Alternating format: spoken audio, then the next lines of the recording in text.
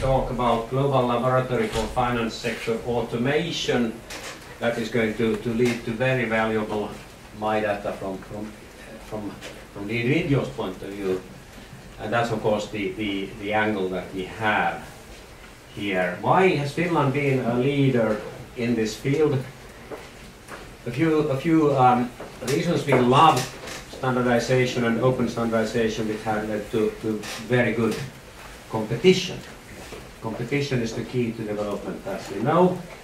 And Finland is a small enough country so that you can get the networks working. And as you all know, especially today, you cannot achieve much on your own. You have to do it together. So we have always been a leader in this field, modestly speaking, globally, and we want to continue to be that. So then we'll see if the slide is moving ahead with this. It is not, and then we use another one. Let's see, not much happening here. Okay. Why is it not going forward? That's the presentation.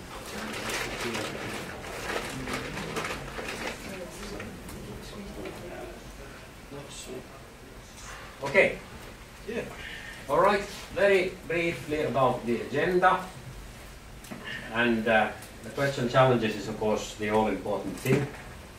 So what we have done here, and I show this picture just to say that this has been going on for quite some time, publicly funded projects about 1 to 1.5 million each, together with the public sector, a very wide network. Hundreds of people have taken part in this, and I won't even try to go into any of this detailed information here, but what we have been aiming at all the time is to make enterprises and especially SMEs more competitive in their work, obviously in Finland, but for Europe also driving global standardization.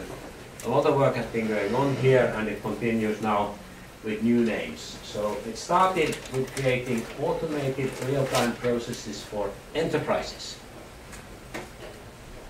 And we are now talking about ecosystems and platforms where co-innovation, it's either co-innovation or no innovation, and we are now in this Taltio program stage, which aims at real-time accounting, automated real-time accounting, and automated real-time credit processes, automated real-time assets, and the like in that field. And for sure, it is certainly globally leading thoughts that are being addressed here, with open interfaces and open data in the core of the whole thinking.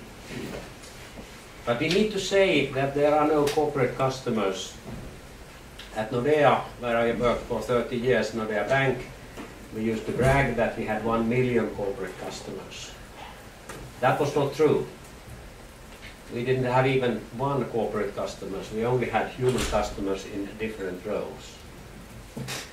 Because only a legal person has never done anything so far. It's also always somebody at work who is making a decision, who is using the service in his employee role, and then he goes home and does things in his private role. It's the same guy. I'm an entrepreneur myself, and you cannot divide me into two parts, like me being a different person when I use my corporate services versus my private services. And good services for one role is immediately actually asked for in the other role by what we call here MS same guy, just to underline that you have to use this bridge between two roles when you do things. And then we very soon come to payment data in corporate systems versus private systems. And now when we are aiming for this automated accounting for SME roles, it will very fast be delivered also in private roles. It can be done, it will be demanded for. And then you talk about automated financing, automated fully covering asset reporting, etc., etc., etc. as well. This is automation which is giving productivity, And it's all, as you all know, very, very important for national economies in Europe, for Europe. And it's of course important in enterprises if they want to survive in the first place, to have access to much more efficient processes. But so much more than processes and efficiency. The value of the information is immense. So we all know that financial administration for humans in SME and private roles will be fully automated in real time in the future, and you should of course say in the near future. And you can of course ask, is there any compelling reason why this new infrastructure cannot be created faster? I cannot see that. There is no reason for not moving ahead faster. But the attention deficiency caused by people's plastic brains having led to an attention span of 15 seconds instead of 15 minutes like in the good old times is of course the reason for why things are difficult to get going as faster. But you have to ask that how much does a lost year count in the economy and and that's all the money. And it should be much higher on the political agenda. Of course, you have to say that the European Commission has certainly put electronic invoicing as one of the top priorities, because that is a step to automated accounting, a very important step. Start with why, briefly. Better productivity, and time is money also at home. Better financial management, better risk management, better financing, smaller grey economy, better transparency. And all that, if you count that together and ask that is there anything near this in reducing cost of administrative burden in enterprises or at home, you might ask as well, because it is Mr. Same Guy or MS Same Guy using the service anyway. Coming to how. Network widely to create, to create the standardized content in accounting or in bank accounts. Create the standardized interfaces so that you have an app like the PSD2 is doing that. If you have created an app that can go into a bank account in Finland and fetch the account statement or even the money with the account holder's permission, it should work exactly in the same way also in Rome. In every bank. So you can create an app that works all over Europe. And the banks are of course not the most popular organizations on this planet for one reason which is difficult to understand. But if you can do it to banks, of course you can do it to accounting industry, you can do it to logistics, you can do it to health, and you can do it all over the place, as long as the MyData aspect is covered in a globally agreed fashion, pretty much dictated by the Silicon Valley as we know. Then you invite the app swarms to attach to these standardized interfaces. You get started.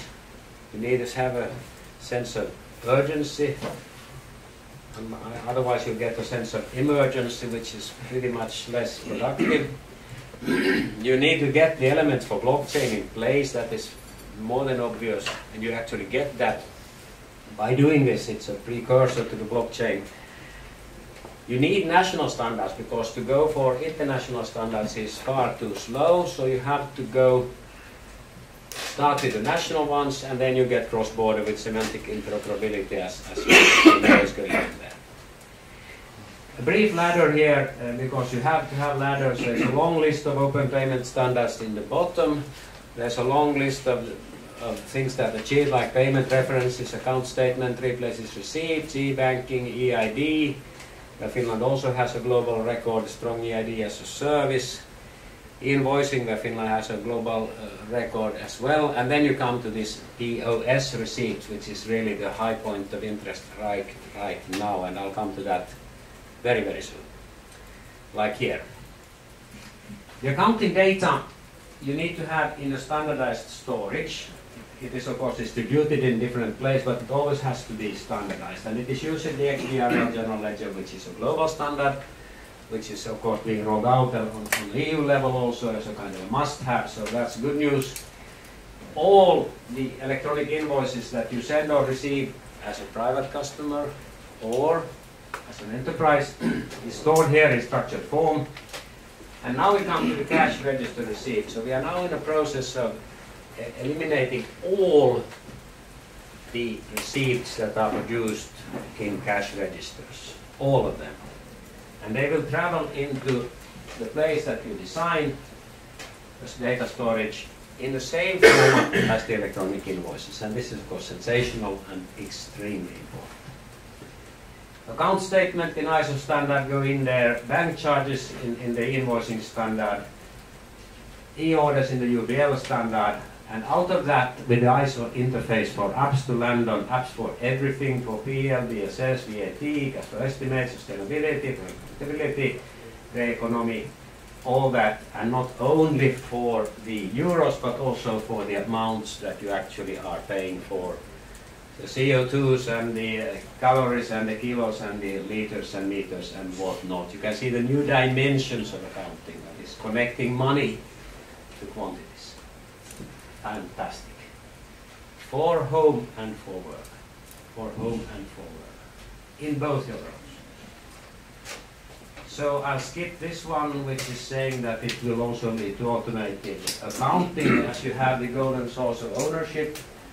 Every share should be stored in the CSDs, because you need to know who is owning what in the future in a transparent way before you grant him any sort of investment or credit or partnership or whatever. And I'll skip this one, the PSD2 I mentioned, which is a good one.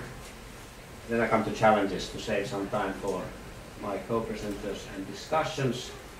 So, in her private and SME role, the same guy will receive her e-invoices and POS receipts in the same electronic format in real time to the storage she chooses. I want to have them in my accounting firm.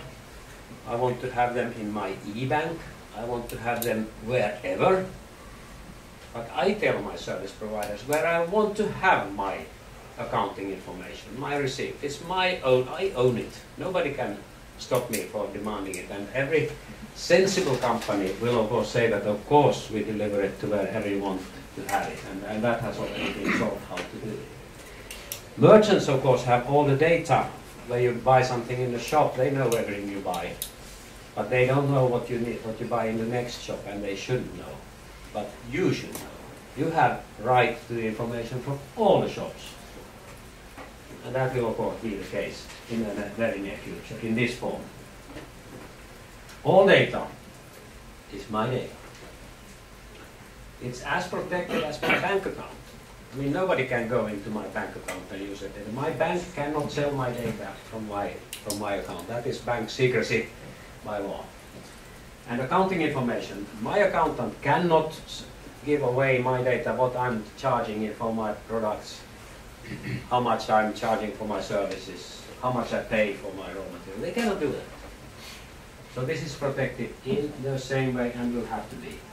But of course, if I so decide to give it away, or use apps to make budgets and cash flow estimations and share this as she likes, loan applications where you want to do it, that is of course up to you.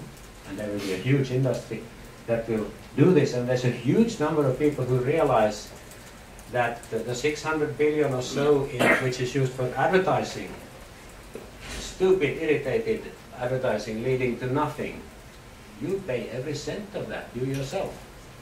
So if I can give them some data for me so that I can get advertising that I really like, which are useful for me, of course, that's an intelligent choice.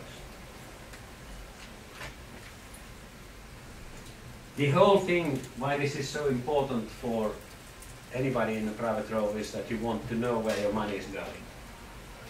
You want to set limits, you want to budget, you want to know. It's a very useful information, and with modern apps you can do that in a very, very nice way. I cannot see privacy challenges. Can you, is my question, and then I skip the rest of these slides here for the benefit of timetable and say that the future cannot be planned nor prognosed. It has to be created, and that you do by experimenting with this kind of things. Thank you.